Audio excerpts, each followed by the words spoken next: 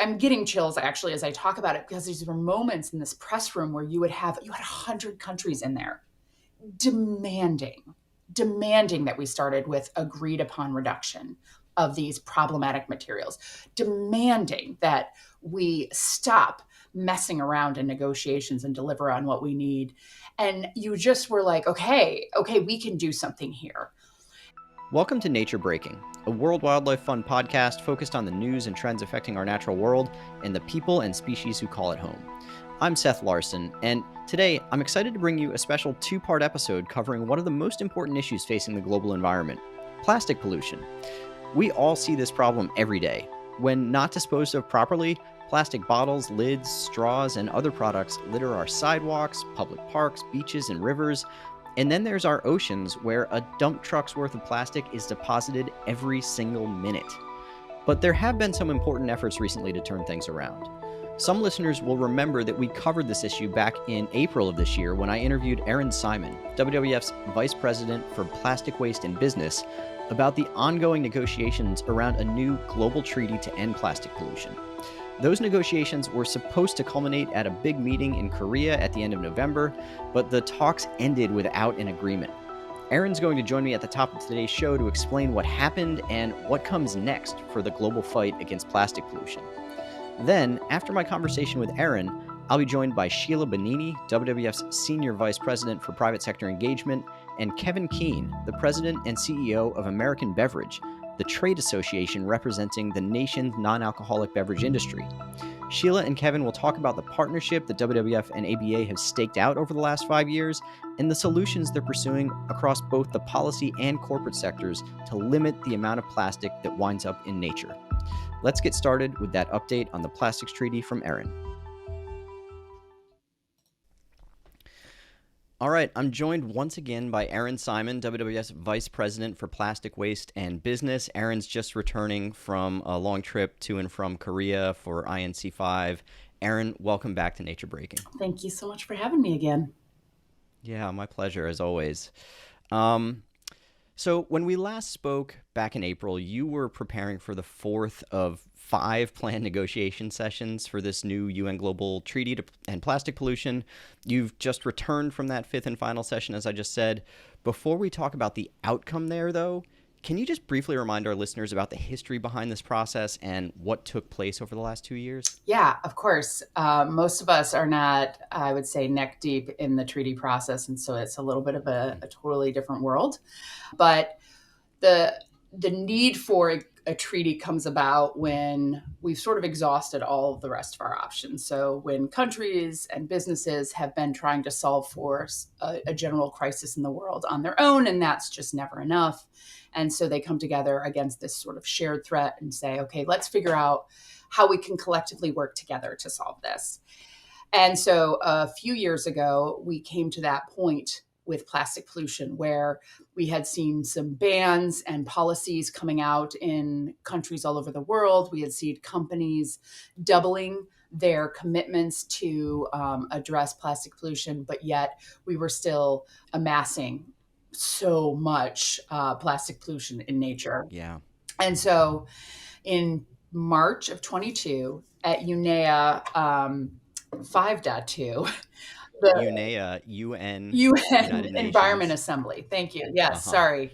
Got to watch out for all my acronyms. I could just speak in letters if you wanted me to. No, please don't. I don't think that's a bar for my intelligence either. It just sounds like gibberish.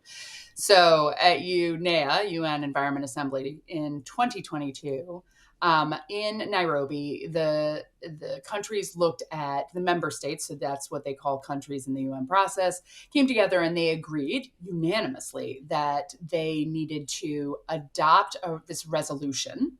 And what that means is they agreed to negotiate a treaty for a legally binding treaty to end plastic pollution. They agreed to do it in 2 years, which is quite quick, and for it to be inclusive of the whole life cycle. For a quite quick sort of reference point, usually it takes like 10 years. And we decided to do that in 2, which means we had to have the required 5 intergovernmental negotiating committee meetings. So I will refer to those as INCs from here on out, Okay. in that period of time. And that is those 5 are the minimum required to negotiate text that they could agree to take forward as a treaty. So what we've been doing over the past few years is going all over the world to complete these INCs. And the 5th and final one was supposed to be in Busan, Korea, over the last weeks.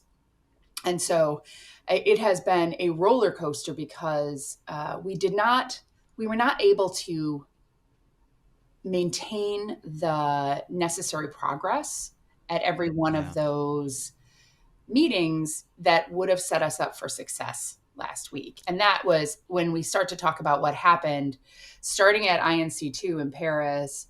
We began to see the cracks in the spirit of the process, which in the UN, it's all about consensus. It's saying we are a global community agreeing on how we're going to solve this. And so let's all agree.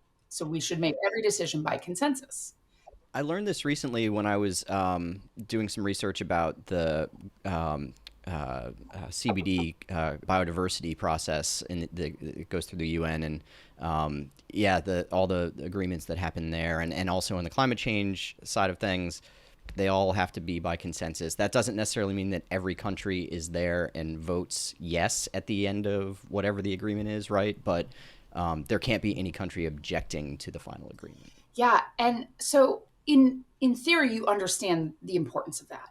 However, what we discovered in this process, and what I would say we're probably seeing in other multilateral agreements like Paris or CBD for biodiversity, is that some countries use consensus as a weapon, right? Yeah. What they do is they allow that to give themselves a veto card. So previously in the law of treaties, which is the agreement for how to make agreements, there was, you should do everything you can to get to consensus, and then if not, you can vote. And Mm. we refer to that as the threat of the vote, or Rule 38, which is typically what it is in the treaty text.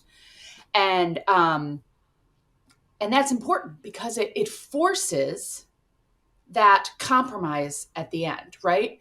If not, it can be an excuse for inaction, right? Like, oh, unfortunately, we negotiated all week and we are not in agreement, so therefore we did not make a decision, and therefore we do not have to do anything. And Yeah. that is just not acceptable for the issues that they have come together to solve. And so there's this delayed process that we've seen in other negotiations around and other sort of conference of parties that we've seen, COPs, for these other agreements. And in this process, it has been that that has really been problematic, because we Gotcha. cannot use our inability to agree on what to do to be a good enough reason to not do anything at all. And so we were not set up really well for success going into INC 5. And what we needed to see in INC 5 was the majority, which was the progressive majority, really pushing back on this and no longer tolerating this lack of good faith of negotiating towards consensus when it wasn't actually being utilized in its original intention. So Yeah. that's where we are, or were a few weeks ago. Yeah. So um, that's great background, and also just great process background in terms of how these things work, and how the rules are set up. Mm-hmm. So what happened in Korea? What happened at INC 5? I mentioned in my intro that the conference did end without a treaty Mm-hmm. being adopted. So what happened, and how did the talks end? Yeah, so we started out really strong. For WWF, we had 2 things that needed to happen for success in INC 5. The first one was what we're calling the adoption of the chair's non-paper. Okay, please explain that. I know. So over the summer, the chair, who is Luis Valdivieso from Ecuador, he is sort of running the process, and he agreed that things were not moving, and he needed to sort of take control of that a bit. And so he started this process over the summer where he took this 70-page text that had over 3,000 disagreements in it, or brackets, and was like, we cannot start and try to negotiate that in a week, right? We won't, 7 days, we will not get there. So what I'm going to do is I'm going to break it down and go through with every country and start agreement on sort of like a table of contents. And sort of that was non-paper version 1. And they were like, yes, we agree with this table of contents. And then he started adding text. And so before INC 5 started, we had non-version text, non-paper text 3. And the reason it's called a non-paper is that it is not an official paper. An official paper Okay. has been adopted. So we did not want to oversell what this was. It's really important because that means that the chair is not going behind these countries' back and developing something without all of their agreement. But so the first step in INC 5 was they had to adopt it as the mechanism for negotiating moving forward. And we knew that small minority of what we've been calling spoiler countries, because of their behavior in these negotiations as blatant stall tactics and spoiling, would push back on this. And so we knew that if on that first Monday of negotiations, the majority did not stand up and say, no, this is the best bet we've got, we committed to negotiating this treaty by the end of this year, like there's no way we can go back to the draft text that we have right now. And in day 1, it took hours because, of course, the spoilers tried. But in the end, they did agree to move forward. And for all of us observers, that was the first time we saw this majority say, enough. It is time to do the right thing. It's time to deliver on what we committed. And so I think we So were, it started off on the right foot yes, then. I think we're all like, yeah, we got something here. Like there's possibility. But then we go into Tuesday and Wednesday, and they break into what are called contact groups. And in contact groups, it's essentially divide and conquering over the text to negotiate different elements. And for us, we had 4 major must-haves. The first one was we needed to have binding, which means that everybody agrees to do it, or everybody is committed to and has to do it, binding obligations to phase down and out of products and chemicals of concern. This is really important because we know you need to start with reduction. You have to get rid of it, stuff, and to target together what you're going to get rid of first are those things that are problematic to the system, so recycling or reuse, or problematic to human health and the environment. And these are chemicals that are present in some plastic products that are the most problematic that we're trying to get out of those get out of them because they are causing so many human health problems right now. So like PFAS, for example, but also problematic products like really small things that can't be recycled, or colored things like black plastic or colored plastic that degrades the quality. So the second one was, for everything we're going to continue using, let's all design it the same. So we want binding obligations for design guidelines. This is just smart. This is just good business, right? You don't, if you're a supply chain manager somewhere in the world, you don't say, hey, I've got a manufacturing line. Feel free to put into it whatever you want, and I'll be able to make a good business out of the back end of that, right? So this is everywhere. Everything is designed the same. The third thing was, all of this requires a huge economic transition. We're talking over like $17 trillion of public and private funding. And that you need to have a financial instrument within the mechanism that can help deliver that transition. Yep. And then the fourth piece was about how we continue to make decisions once this becomes a treaty and we're moving to the conference of the parties.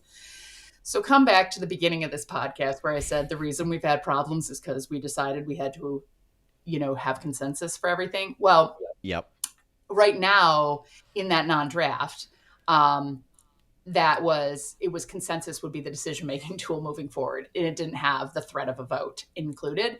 And that, of course, means that they will not get much done in those COPs because they will do the same thing they always do, which is just talk to each other and not get anything done because there's no forcing function. So for us, we were looking in like that Tuesday and Wednesday timeframe for them to make progress on those things and get us towards those must-haves. By the end of Wednesday night in a plenary, which is when they come back together and they talk about how they've been doing, it wasn't great. And a lot of these progressive majority, these countries that totally agreed, over 100 of them agree with our must-haves. We're like 100 out of, and 100 out how of many? 186. Yep. And in many cases, we're talking about, for the really intense things like getting rid of things and reduction, we're talking over 135, right? A clear majority. They were like, this is not working, because those same delay tactics were happening in these contact groups. You had, countries that did not want to make progress making 30-minute interventions where they were just not doing anything, but just like meandering thoughts. It was like their own version of a filibuster. Uh-huh. And so there was a lot of frustration and just a lot of like, we have 4 days left. And there's other processes that have to conclude all of that. So we don't really have 4 days. And so what the chair did overnight was meet with the bureau, which represents like the regional leads of all of that. And they decided that they would take Thursday to create the first draft. And this is a bit out of process. And this is where you started to see people saying the process that we have is not working. We're going to try different ways. That is risky. I mean, with big risks can come great rewards. But for a lot of these countries, including progressives, they felt like, whew, this is not the norm, right? Huh. And sometimes they feel like the norm, even though it is unproductive, is better than the non-norm, because that's where they're comfortable. And so he put out a letter early that morning, which was like, okay, contact groups, you have until 9 p.m. tonight to negotiate whatever you can. And then I'm going to give you a first draft on Friday. And that was kind of chaotic. So they did their best. And then he like actually had to take Friday to do more informal meetings to get it. But by Saturday morning, we saw this first version of the chair's draft text. And so it was actually not Saturday morning. It was more like Saturday afternoon. I have never, as an individual who reviews a lot of technical papers, been as excited to get a technical paper to review in my life. But we got it, and it was like, meh. Oh, no. Our must-haves they were in there, but they were all voluntary, which is basically what we've already been doing, so it wasn't going to work. The financial instrument was a hot mess in there, and there was, of course, still just consensus-based. And, a lot of countries saw this as a problem. And so what was really exciting, though, is we mobilized. We mobilized press events for these majority. We mobilized with the other CSO coalitions.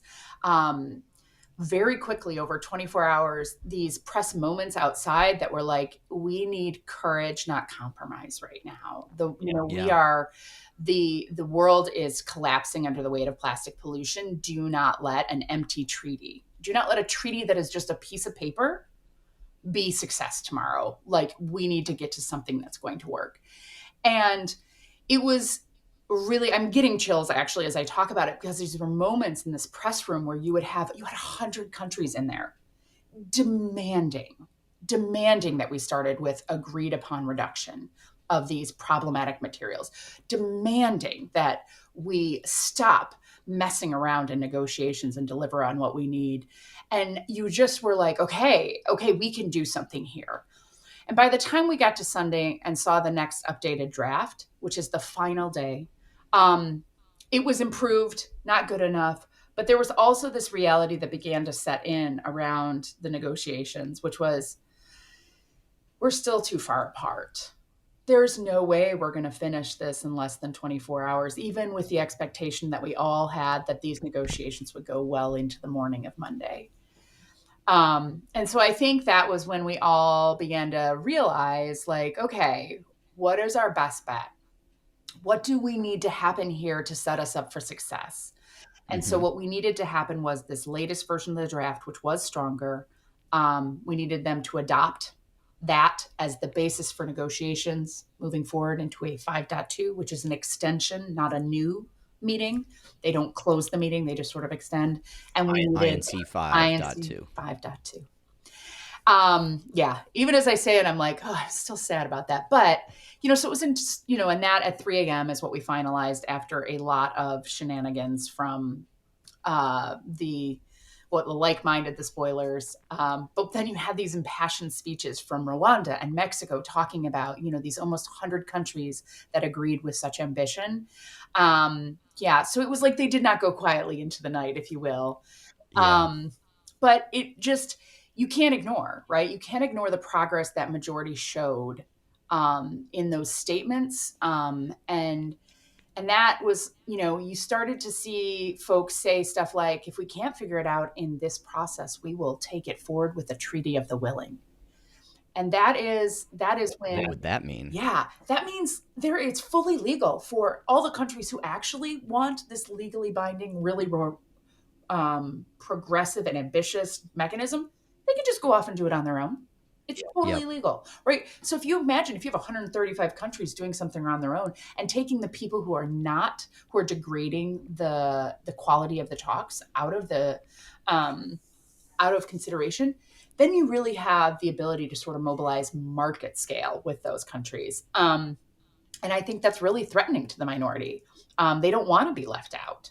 Hmm. And so that Treaty of the Willing came up a lot. You heard the gentleman from Juan from Panama, he would say, like, step up or step out.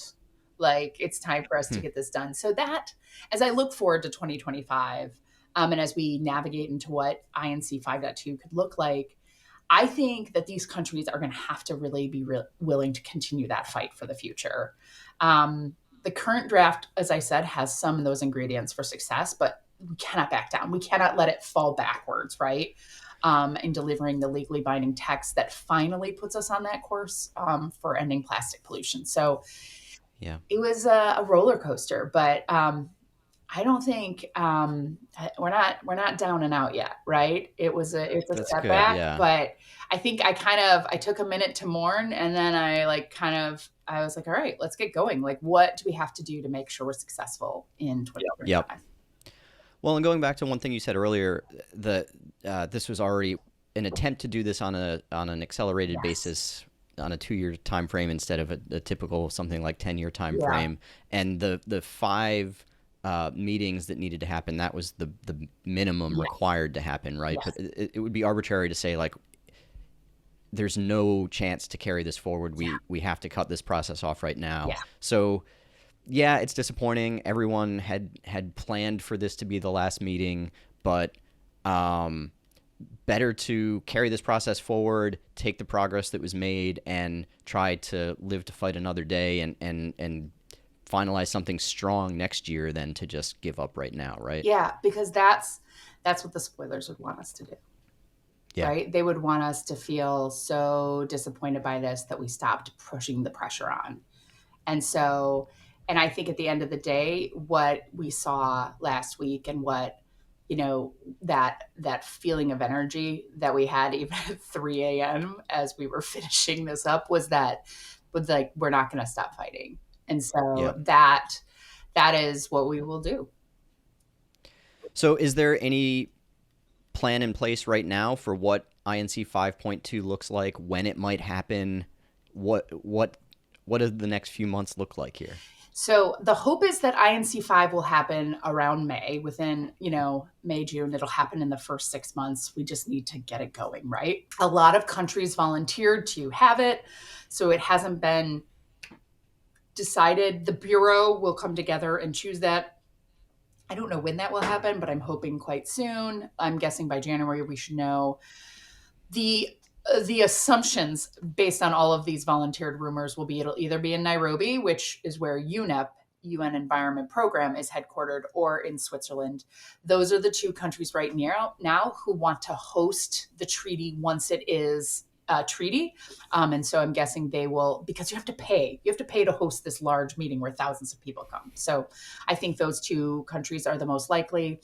So between now and then, once that gets finalized, we will begin to prep and host sort of convenings where we can pull these countries together and talk about what we know are those further apart points and try to help mobilize those good bridged plans for moving forward.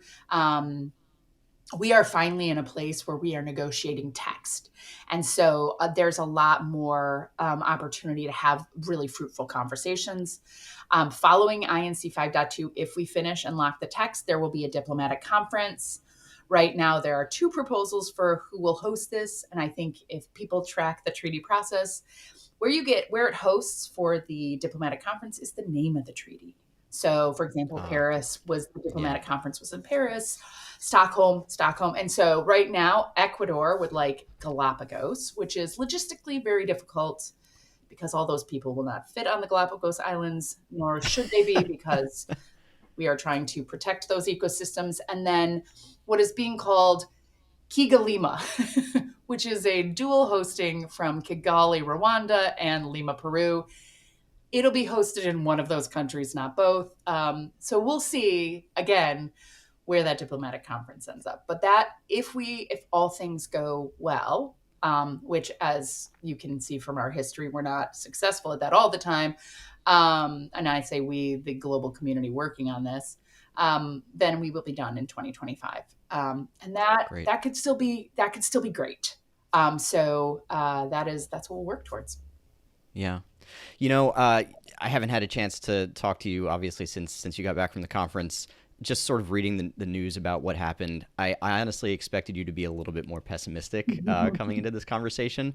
And I'm glad to hear that you've really got some optimism and that this is not a loss, it's a delay, and there's still a real prospect that we could come away from this process with a strong global treaty to end plastic pollution that could really set us on a path to solving, or at least mostly solving, this problem. Yeah.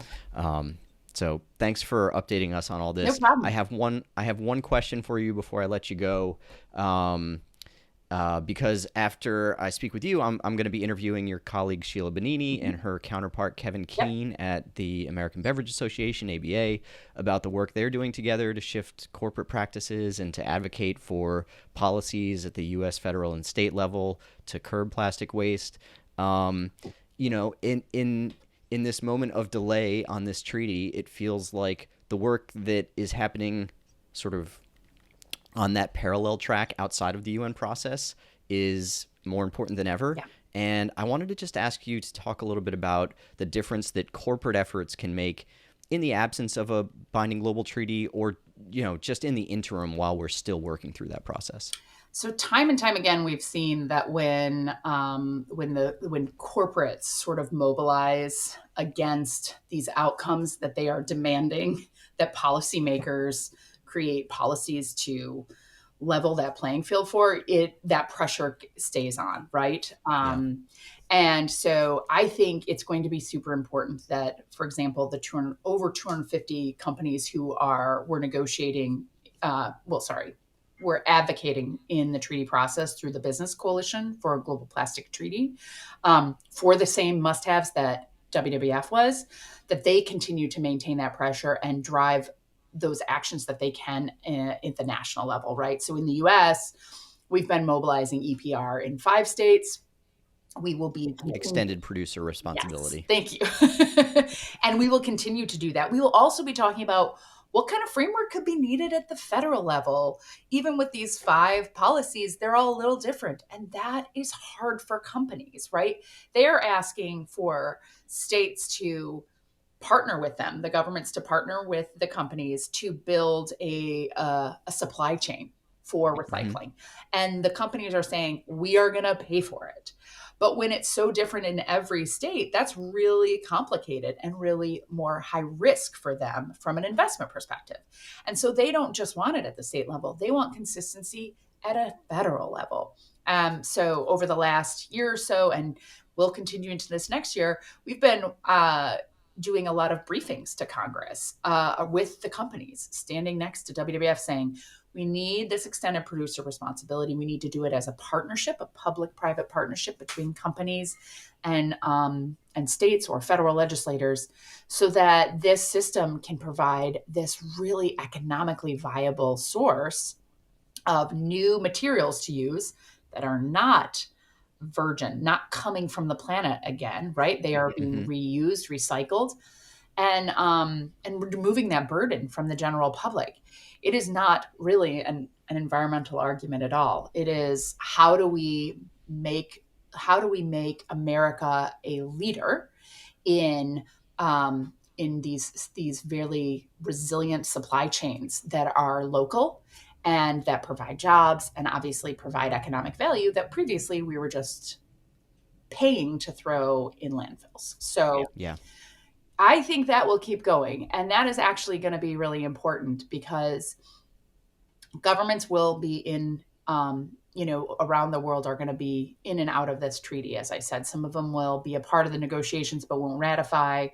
And so in every country, you need to make sure that those companies are still partnering with local governments to transition to a circular economy because that's what they want. And that's actually what these local communities want and need, so they can get out from underneath these piles of trash. So Yeah. we'll keep going. Yeah, definitely. Seems like that work with companies can really lay the groundwork that we need Yes. to make this a successful outcome and to get the results that we want out of a treaty if it comes to pass, or just domestically doing what we can do at the policy level to keep plastic out of nature Yeah. and to keep our oceans and rivers and public spaces clean, and to reduce the greenhouse gas emissions that go along with plastic production, on and on. So, Yeah. So many wins so many from wins. getting rid of trash. On that note, Erin, thank you so much for your time today. I really appreciate it. I hope you get some rest after this very long, intensive process, and that you can come back in the new year refreshed to do it all over again. and maybe we can have you back next year to update us on the next phases of this process Yeah. once they get sorted out. Sounds good. Thank you so much. Always a pleasure. Thanks again to Erin for that important update about the Global Plastics Treaty. Now, for part 2 of this episode, we're going to turn our attention to a partnership that now feels more important than ever given the setback in those treaty negotiations. Because ultimately, the work of stopping plastic pollution, whether that gets mandated by a treaty or not, will fall to governments, companies, and individuals taking action. Joining me next to talk about some important work that's already happened on that front are Sheila Bonini, WWF's Senior Vice President for Private Sector Engagement, and Kevin Keane, President and CEO of American Beverage. Both WWF and ABA had teams in Korea advocating for that plastics treaty, but more broadly, Sheila and Kevin's teams have been working together for the last 5 years to find different ways to achieve material circularity, which just means that all the plastic as well as other materials like aluminum that get used are collected and remade into new products. That's the holy grail when it comes to plastic and other packaging materials, and Sheila and Kevin will tell us about what's working, what hurdles still remain, and how they plan to advance their mission regardless of whether a global plastics treaty gets adopted. Okay, Kevin and Sheila, welcome to Nature Breaking. I'm so glad to have you here today. Well, thank you, Seth, for having us on Nature Breaking. And Sheila, it's always great to see you. Yeah, thank you. Thank you, Kevin and Seth. Great to see you, and looking forward to the nature breaking session. Yeah, I think it's a great moment in time to have this conversation. And Kevin, I want to start with you because our audience may not know very much about American Beverage. I mentioned in my intro that you're the trade association for non-alcoholic U.S. beverage companies, but I'd love for you to tell us a little bit more about what exactly that means. Yeah, thanks, Seth. That's a great question. A trade association is a forum where companies in a similar industry can come together and work on common issues and address common goals and common challenges. It's a way that they can put aside their competitive differences and come together in a pre-competitive way to address big issues. Um, we're proud of how we approach issues at the American Beverage Association because our companies really are into solution oriented activities. We're not just out there trying to kill things or be against things. Our companies make a priority one to always find how we can be part of the solution when dealing with a challenge before us, regardless of the issue. And then if we come up with solutions, we work incredibly hard to make sure we deliver on those solutions. So Hmm. this is a place where, some my big members, Coca-Cola, Pepsi, Keurig Dr. Pepper, Niagara, Red Bull, and so many others come together to really try to make a difference in the public policy arena. Yeah. And as a follow up to that, I wanted to ask why you all are specifically getting involved in this issue of plastic pollution. Because, Yeah, I mean, to put it bluntly, I think a lot of listeners probably have the perception that the beverage industry is a driver of plastic pollution. And your group represents the interests of that industry, right? So, what's the right. business case for reducing plastic pollution? Well, the environment and making sure that we are delivering for our consumers in a way they expect us to deliver, and that is to be good stewards of the environment and good businesses. That's good business is good should be good for the environment and the consumer, and that's something our companies take very seriously. Now, stating the obvious, we make liquid beverages. We have Yeah, to put them in a container. right. And we use an array of containers. Our three main ones are plastic and aluminum and glass. Um, but we want to make sure that we're working to get all of those materials back, make sure they don't end up in the environment where they don't belong. All of those materials are very recyclable. So they should be coming back so we can turn them into new bottles and cans. And, that's one of our themes is our plastic bottles are made to be remade. Hmm. And we're literally proving that out as we're getting those bottles back. We are now turning them into 100% recycled content bottles. So 100% recycled PET bottles. You're seeing that from all of our major companies right now, and they want to do more. And to be able to do more, we need to get more of our material back. But the business imperative, if I can go back to that question Yeah, please. specifically, Seth, is a great one because we often talk about our work on plastics as rooted in several imperatives. The first is the business imperative, and it is our job to make sure that we are providing good, safe products for our consumers, refreshment products for our consumers, and do so in a way that is sustainable for the environment and for the communities that we serve. But we also have an imperative to serve the environment and to serve our consumer on that front. And so we always look at it as three imperatives: the business, the consumer, the environment, all working hand in hand and serving each other. And and that's the approach that drives some of the policies we'll probably be getting into later today, like every bottle back, our work on extended producer responsibility and other collection systems, and just reducing the amount of virgin plastic that we use overall. And that is the ultimate goal, is to reduce the amount of virgin plastic that we use. Right. Yeah. So, in other words, using the plastic that's already out there instead of producing new plastic from raw materials and putting that into a system that already has a lot of plastic in it that could be reused. Correct. So, and I definitely will be diving into some of those policies you just mentioned. We'll get to that in a few minutes. Sheila, I want to bring you in here now and just ask you about this partnership between WWF and American Beverage. It began back in 2019, so we're 5 years into working together now.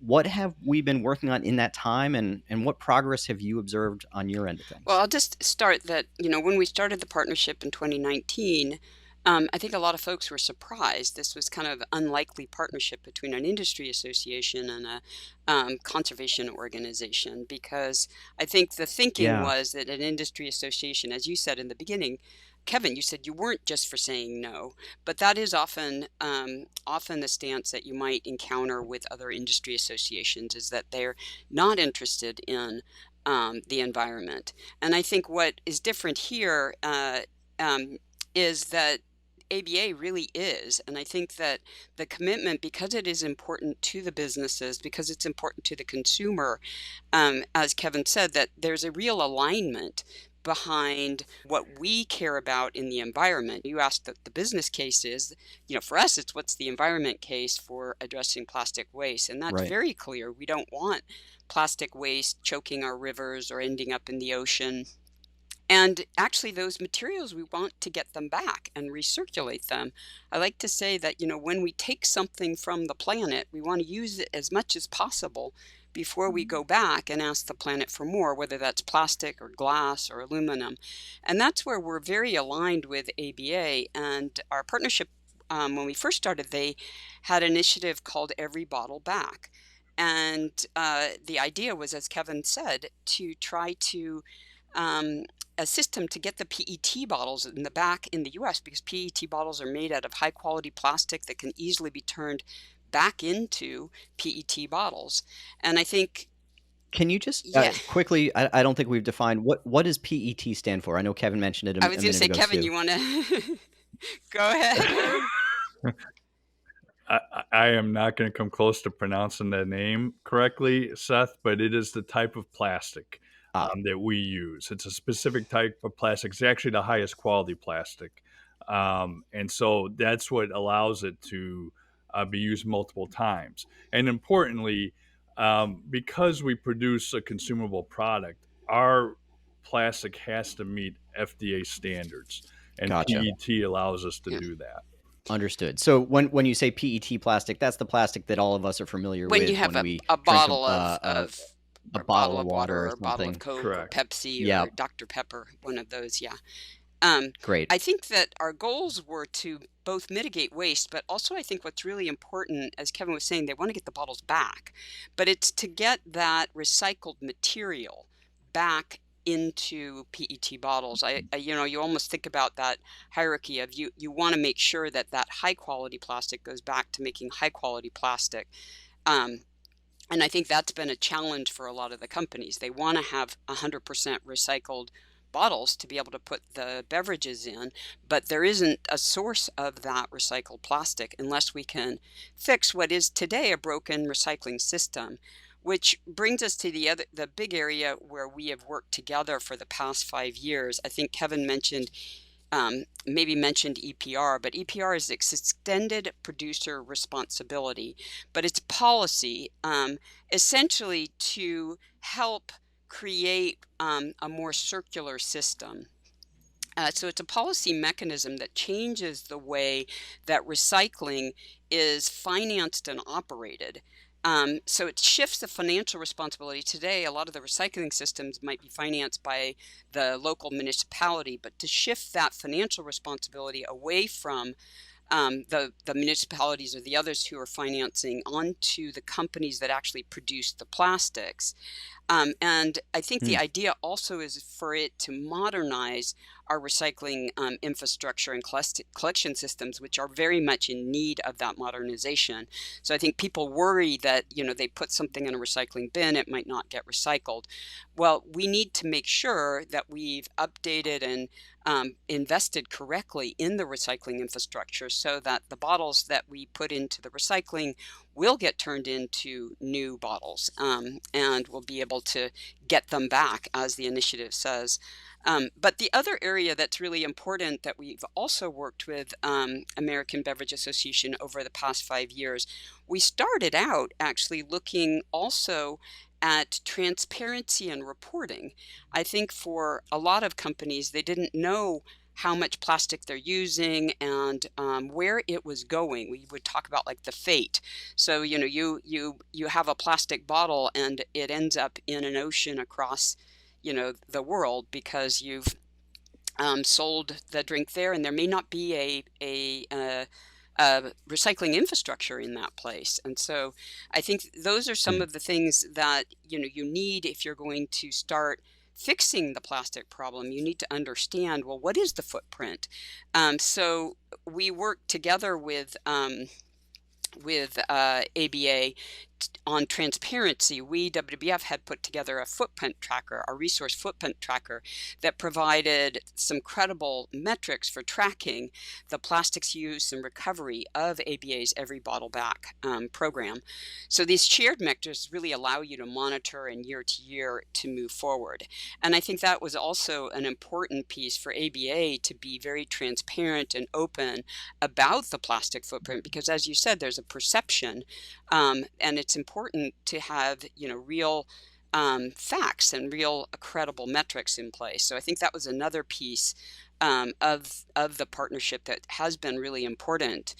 And then I'd say beyond kind of the policy work we've done together moving forward on EPR, which has been, I will say, sort of gradual working at a state level here in the US, moving forward from a few states like Colorado, New Jersey, and most recently Minnesota. Really successful kind of state-by-state action that we've done moving policy forward that has been really terrific. But in addition, we kind of look to spark more innovation in the beverage sector. And I know some of the members of ABA have been looking at things like reuse and refill. And also, I think the industry has made a big investment in terms of system infrastructure, have committed $100 million to modernizing recycling, which is a really significant commitment. So there's a lot of great momentum, and sort of these unlikely partners, a conservation organization and an industry association. We've really come together and have a shared mission in this area of plastic waste. Yeah, that's great. Kevin, I want to ask you to talk a little bit more about that, the extended producer responsibility policy framework in a second. But before we dive further into that, are there any other broader thoughts about this partnership you'd like to share? Yeah, well, first of all, I think Sheila said it great, and I have to give credit to my predecessor, Catherine Luger. It was actually Sheila and Catherine who kind of broke through that natural mutual skepticism of okay, we're companies, you're an NGO, how do we work together? And it starts with having trust, and they were able to create that trust, and then it's up to all of us to deliver on it, and so we take that very seriously, and are working hard to make sure we deliver. It was actually part of it led to the introduction of Every Bottle Back. And for us, with Every Bottle Back, obviously that theme is aspirational, but it really is something you're ultimately shooting for, Yeah. and that is uh, creating that circularity. And one of the first things we had to do with Every Bottle Back is help make people understand that our plastic bottles, were valuable. It's easy when you hold up an aluminum can and it's metal to get the value of that metal. We need to convince the public and help make them aware and educate them that, hey, that plastic bottle is just as valuable as that aluminum can. Give it back to us. And so we've done a strong job in creating that awareness. Well, people now see the value much greater than they did when we started. And so they're helping to give it back, putting it into recycle bins. And so the next step we took was, okay, let's put our money where our mouth is. So our companies came together and we put in $100 million into a community recycling investment fund with the Closed Loop Partners and the Recycling Partnership. And that's actually leveraging $400 million worth of investments, whether it's putting carts on the streets or modernizing a material recovery facility known as a MRF. That's where the recycling actually takes place. And then that allows us to get more material into the system, recycled material that we can then buy and use to make into our 100% recycled bottles. And the ultimate goal of Every Bottle Back is to reduce that plastic footprint that Sheila mentioned. And that's what the transparency and measurement comes in, that WWF does for us. So, Yeah. in working on Every Bottle Back, we also wanted to pursue some policies that created scale where possible. Meaning more volume of material coming in. And that's where extended producer responsibility came along. It's a European concept. Canada uses it, but we had never had EPR here in America. Our board came together and created a set of principles for good extended producer responsibility. And those principles are, first of all, it has to meet the environmental goals of getting material back and keeping it out of the environment. Secondly, it needs to be convenient to the consumer. And Mm. that's where the curbside collection comes in. EPR takes advantage of curbside collection systems. Third, you have to have a financially sustainable system, and that requires a mutual partnership between government and the private sector, the producers. So, government has to have a clear role. First of all, government needs to create the EPR system. They need to create standards by which the producers of the materials need to meet, and then Hmm. they need to hold the producers accountable. Now, in EPR, producers are far more than just my companies and my material. It not just gets Sure. back our plastic, but also our aluminum and glassware that's accepted locally. But it also gets other recyclable materials back, including other industries' materials, paper and paper packaging. So it really is a comprehensive recycling system. Now, in exchange for that government oversight and responsibility, the producers of the material should be given the authority to run the system, working with our waste management partners. Having that trade off, okay, the producers will pay for the system, but let the private sector do what it does best, and that's run systems, and that's what we're doing. And then the payoff of that is hopefully we're going to get a more efficient system for recycling, but also those producers are going to have first access to the material collected. I So we would see. have first access to our plastic and aluminum. The paper folks would have first access to the paper, and that helps create the circularity rather than our plastic ended up downstream into something like carpet or clothing. Not that that's the worst thing, but as Sheila said, if you take something out of the planet, we want to use as many times possible before taking more out of the planet. This allows us to create that circularity and do that, use our bottles over and over and over again. Yeah. No, that makes a lot of sense. And my next question was gonna be about that. Basically, Sheila mentioned that this EPR, extended producer responsibility system, works by shifting the cost of recycling back onto companies. And my question was going to be, why would the companies that you work with want that? Because it just, as much as you are dedicated to environmental outcomes, you also have to be responsible to shareholders and generating a profit, right? So not you, but the companies that you represent. But that actually makes a lot of sense. That the incentive for the companies is that they get a little bit more hands-on control of that back end recycling, so that then they can get first dibs on the material that comes back and make more products out of it. Makes a lot of sense, and I appreciate you kind of breaking that down. Is there anything else? Is there anything I mischaracterized there? Is there anything else either of you want to chime in? I think it just takes advantage of what the private sector does best, Mm. and that is run systems and do so collectively across multiple industries.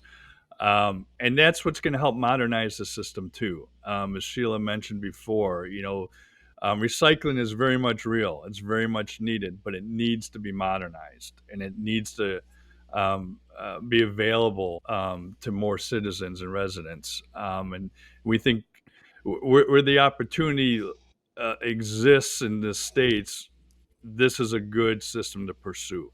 And ABA, we're proud to say, we were behind with some local NGOs getting the Colorado EPR system created, which was the first in the country. Hmm. Um, Very proud of that. They're working on standing it up now. And then just this past year, we got what we consider a second strong EPR system created, and that was in Minnesota. So, like we say, we have big goals and big ideals, but we try to work to make them happen. Yeah. I would just add Um, that I think a lot of the, you sort of say, why would the companies want to do this? Why would they want to pay for it? I do think the control is one piece, but a lot of these companies also have commitments around climate. And as you move to recycled system, you're going to reduce the mhm. impact on climate. But it's also what the consumers want. You see in survey after survey that consumers are very concerned about plastic waste. And this is an area where they really want to see movement. They want to see recycled bottles. That's something that they'll look for. So I think it's one of these things that just makes sense all the way around. There's clear business sense and there's clear environmental sense here for this. The consumers really want it. Yeah, and my sense is these EPR systems in the states that they're uh, adopted in will also create some more uniformity in the recycling practices in those states. Correct me if I'm wrong about that, but I mean, I know one of the biggest things that frustrates consumers is that depending on where you live or where you're traveling to and from, there are wildly different policies about what can be recycled or what can't be recycled. I live in a city where glass can't be recycled, and but the city right next to me does recycle glass, and different types of plastic are accepted in some systems but not others, and getting some more uniformity, at least within some state boundaries, to know that any town or city I'm in the state of Minnesota is going to abide by some basic principles of what can and can't be recycled and how and when, I think will give people more confidence to use those systems, right? That's exactly right, Seth. And we need to build that confidence in the system. As you said, that's one of the elements that undermines the confidence is literally two towns next to each other have two different rules. Mm-hmm. And so the consumer doesn't know what will ultimately happen. We need to build up that confidence. We need to build up the modernization of our recycling system and make it more accessible. And EPR is one way to do that. And so that's why we're stepping in on it and going where we think we can work with the state to get it built, and then we've got to do the hard work of making sure that it works, Mm-hmm. and that's going to be part of the confidence element too. Sheila, in addition to the work we're doing with ABA, I want to acknowledge that the beverage industry is just one piece of the puzzle when it comes to plastic pollution and circularity in general. What actions would you like to see from other companies or other sectors? I'd love to just hear your thoughts about what the rest of the private sector could learn from the work that you've been doing with American Beverage. It's a great question. I think we've been partnering with, WWF partners with companies across the spectrum and up and down value chains. We work with some of the largest companies, some of the leaders in the world. Um, I'd say some of the other sectors that are very interested and involved in the plastic waste issue, retailers are definitely engaged. And food service and restaurants are another sector that I can say are engaged. I think in food service and restaurants, we've Mm-hmm. seen some innovation around kind of like in a restaurant using reuse and increased sort of uh, innovation, if you will, and trying to think about how to make that work. And retailers and brands are also thinking about how do they roll out different packaging formats or different, reuse or refill options within a retailer. So there's lots of different challenges for, different companies in this space, but we're seeing a lot of innovation, a lot of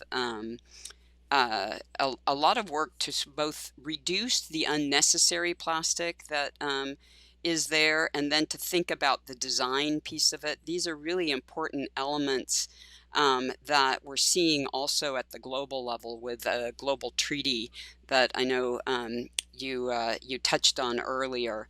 And I think that many of the different sectors were going through those steps with them as well. And I think many are also, we have a sort of a policy advocacy group we call One Source, and many of the companies that we're working with, in addition to the beverage industry, are members of that, and also looking towards the EPR and what good EPR could look like and how that could benefit the whole system. So I think this is definitely not a solution that's only for the beverage industry. I think this is a much broader solution for fixing a broken recycling system. Yeah. That's really exciting, and it's great to see the progress that's been happening at the state level. I want to pivot from that to talk a little bit more broadly. So, Kevin, I'll bring you in here. We talked about these state level policies that WWF and ABA are advocating for. I covered the disappointing end to the negotiations for a new global plastics treaty at the top of this episode. But what about U.S. federal policy? Kevin, I was reading in your bio before this interview that you served in the Bush administration and you worked for a Republican governor of Wisconsin before that.